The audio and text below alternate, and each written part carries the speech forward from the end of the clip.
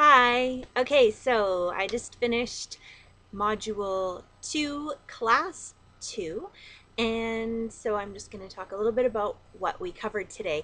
So we covered wheels as well as our inner experience of time. So last class we talked about wheels and we did the wheel of life, and we measured satisfaction in different areas of life. And so today we just talked about and brainstormed around what other ways we could use wheels in our coaching. For example, if you have a specific project that you're wanting to work on, one of the great things about a wheel is that a circle is very inclusive. And so it gives you an opportunity there's no hierarchy. And so everything is equal, and then you get to look at it and decide what's most important, and scale it in whatever way we decide to, whether that's with satisfaction or if you're doing a wheel about the types of skills that you want to develop, you can scale what level of skill you're at with each particular skill that you're wanting to develop. So with wheels, what you always want to do is frame it in the positive. It's always going to be something that you want to expand upon, whether that's expanding on your satisfaction, expanding on your ability or your knowledge in a specific area. It's always going to be more and framed in a positive way. And so hopefully gives you a little bit of an idea of what we covered around wheels. And maybe you can post below actually what are some other ways that you could use wheels in your coaching, or whether you're coaching yourself or you're coaching a client. If you want to do a little brainstorm down below, that could be fun.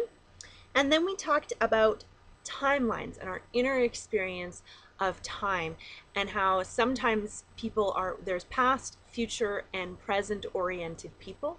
So we just talked about some of the benefits and drawbacks to each type of association with time, and how you can be past focused in some areas and present focused in others, and your perception of time can also change depending on where you're at in your life, as well as people organize time differently. So some people organize their childhood and their teen years and their adulthood. Other people might organize it, as an example, prior to 9/11.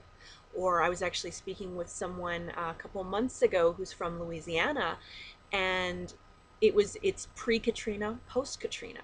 So people break up time in so many different ways. So we really just explored that and did some brainstorming, and then we broke out into groups and practiced working on timelines with clients, and how we can be aware of the way people perceive time, so that number one, we can relate to them on a way that they perceive time, as well as give them the opportunity to expand and maybe change their perception. If they're only able to see time or views of anything when they're planning, maybe they can only see it from this perspective.